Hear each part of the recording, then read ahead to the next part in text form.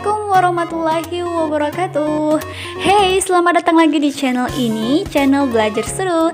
Nah, dalam Belajar Seru kali ini kita akan belajar ilmu pengetahuan sosial lagi nih. Materi kali ini juga nggak kalah seru dari materi sebelumnya. Oke, langsung aja kita ke materinya. Nah, hari ini kita akan belajar perubahan perilaku manusia dari waktu ke waktu. Dari judulnya aja nih, kita udah bisa nangkep yang kita bahas pasti seputar tentang perubahan perilaku manusia dari waktu ke waktu menyesuaikan zaman yang berlaku. Nah, karena sifat manusia yang dinamis atau berubah-ubah, maka sangat memungkinkan perilaku manusia berubah juga mengikuti zaman. Sampai sini ada yang masih belum paham nggak? Oke deh, kalau belum paham juga, ini saya kasih contohnya ya. Nah, contoh perubahan perilaku manusia yang pertama ialah alat komunikasi. Apa itu alat komunikasi?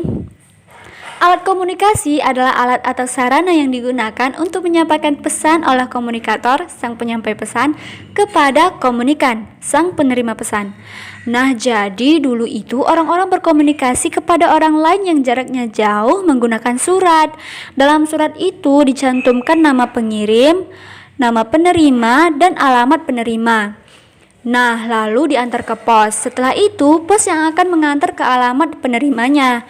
Nah, dalam pengiriman surat ke alamat penerima yang jauh, misalnya berbeda pulau atau berbeda negara, akan memakan waktu yang sangat lama. Bisa berhari-hari, berbulan-bulan, surat baru sampai ke tangan penerimanya.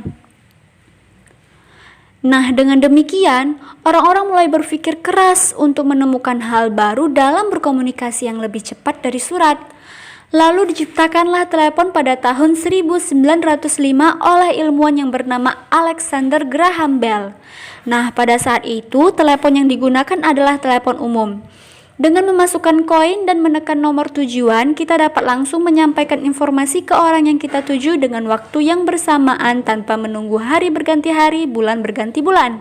Wow! Seiring berkembangnya zaman, dipikir-pikir telepon umum juga memiliki kekurangan. Karena untuk bisa menggunakannya, orang-orang harus mengantre panjang. Karena udah antri tuh, jadi yang nelpon di depan gak bisa ngomong lama-lama lagi deh. Nah, lalu ilmuwan-ilmuwan mulai berpikir lagi untuk mengembangkan telepon umum menjadi telepon yang bisa digunakan oleh masing-masing orang, yaitu telepon rumah. Nah, karena telepon rumah hanya bisa dipakai di tempat-tempat tertentu, dan kalau ada panggilan pada saat tidak ada orang di rumah, otomatis telepon tersebut tertolak karena tidak ada yang mengangkat. Lalu, ilmuwan-ilmuwan mulai berpikir lagi untuk mengembangkan telepon rumah agar bisa dibawa kemana saja. Maka terciptalah telepon genggam atau handphone, dan sekarang telah berkembang lagi menjadi smartphone yang seperti kita genggam sekarang. Nah, itulah perubahan manusia terhadap alat komunikasi dari waktu ke waktu. Nah, ternyata nggak cukup sampai di situ, manusia juga mengalami perubahan perilaku terhadap aspek lainnya, seperti alat transportasi. Apa itu alat transportasi? Alat transportasi adalah alat atau kendaraan yang digunakan untuk mempermudah proses pemindahan dari satu tempat ke tempat lainnya.